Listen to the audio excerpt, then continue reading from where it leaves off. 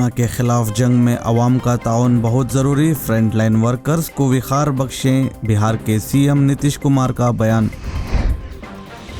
महाराष्ट्र की सियासत में फिर भोंचाल, सीबीआई ने किया साबिक़ वज़ीर दाखिला अनिल देशमुख पर एफआईआर दर्ज, कई मकामात पर मारे छापे, उद्धव की हुकूमत कई मुश्किलात का सामना करते हुए।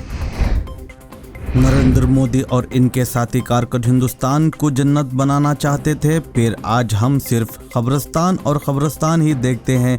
अगर सुप्रीम कोर्ट ने रेलवे और कुंभ मेलों में मुदाखलत की होती तो लोग मरते नहीं, संजय राउत का बयान।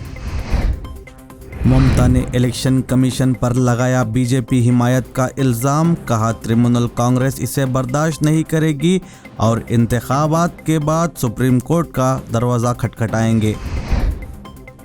नरेंद्र मोदी हुकूमत गैर ज़रूरी अखराजात के बजाय वैक्सीन और ऑक्सीजन पर तवज्जो दे, राहुल गांधी का बड़ा बयान।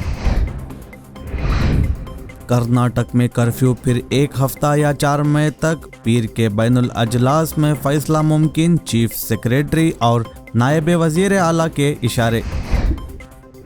ऑक्सीजन सप्लाई में रुकावट डालने वाले को फांसी लटकाया जाए, मरकजी हो या रियासत के किसी भी ऑफिसर को बख्शा नहीं जाएगा, दिल्ली हाईकोर्ट का सख्त मौक़िफ़। वीकेंड कर्फ्यू रियासत कर्नाटक में भरपूर मुतासिर, अवाम के भरपूर ताउन पर वज़ीर आला येडियुरप्पा और वज़ीर दाखिला ने किया शुक्रिया अदा। इंसानियत के नाते इस आलमी वबा का मिलकर करें मुकाबला, पाकिस्तान के वज़ीर आज़म इमरान खान का कोरोना वायरस के संगीन हालात से 2-4 पड़ोसी मुल्क और भारत की अवाम से एकजहती का इजहार। अमेरिका में रमज़ान में मसाजिद खुलने से मुसलमान हुए खुश, कोरोना वबा में मुसलसल कमी के बाद खोल दिए गए तमाम मसाजिद के दरवाजे, मुसलमान कौम ने किया इत्मीनान का इजहार।